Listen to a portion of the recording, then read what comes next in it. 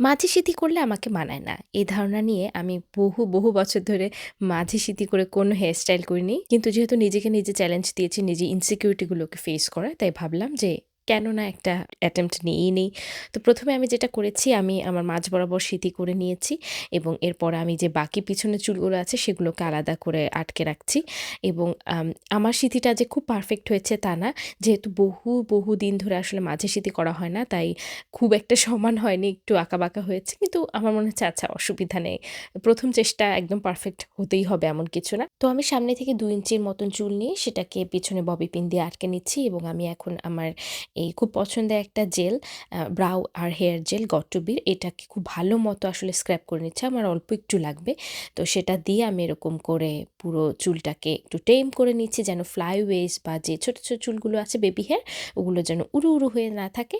তো সেটাই আমি সুন্দর করে একটু পরিপাটি করে করার চেষ্টা করছি এবং এখন আমি এটাকে শুকাতে দিব। কারণ আমি পিছনের চুলগুলো ছাড়িয়ে দিচ্ছি। কারণ আমার আরেকটা প্ল্যান আছে, যেটা একটু পরে ব্লান্ডার হওয়ার পসিবিলিটি আছে, কিন্তু তখনও জানতাম না। ভাবলাম একটা চেষ্টা করে দেখি যে যেই জায়গাটা থেকে আমি পার্টিং করেছি ওই জায়গাটাকে একটা বেনি করে একটু সুন্দর করে ডিজাইন করা যায় কিনা। তো বেনি বলতে আমি এখানে একটা রোপ ব্রেইড করেছি।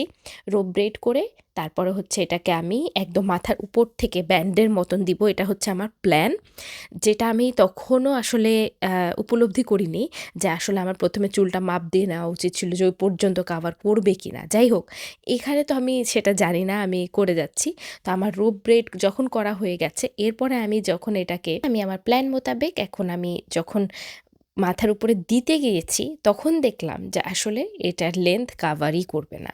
তখন আমি আবারও খুলে ফেলেছি আমার বেনিটা এবং উপরের অংশ থেকে কিছু চুল নিয়ে এরপর একটা নরমাল বেনি করেছি। নরমাল বেনিটা করে যেহেতু অল্প চুল নিয়ে করেছি সেটাকে আমি একটু এরকম লুজ করে একটু ফ্লাফি করার চেষ্টা করেছি এবং সেটাকেই আমি ব্যান্ডের মতো করে উপর থেকে দিয়েছি। নিয়ে আমি উল্টো পাশে চুলের নিচে আমি ববি পিন দিয়ে আটকে নিয়েছি।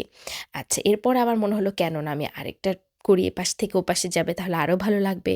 যে চিন্তা সেই কাজ, আমি আরেকটা বেনি করলাম এবং করে আবারও হচ্ছে ব্যান্ডের মতো করে ওই আগেরটার পাশ থেকে আসলে দিয়ে দিয়েছি।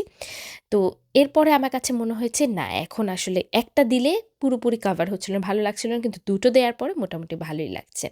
এরপরে বাকি চুলগুলোকে আমি আঁচড়ে নিলাম। এই মোটামুটি আমার হেয়ার স্টাইল শেষ। কেমন লেগেছে আপনাদেরকে অবশ্যই আমাকে কমেন্ট সেকশনে জানাবেন। আমার যে এরকম নতুন হেয়ার স্টাইল ট্রাই করতে কি ভালো লাগে।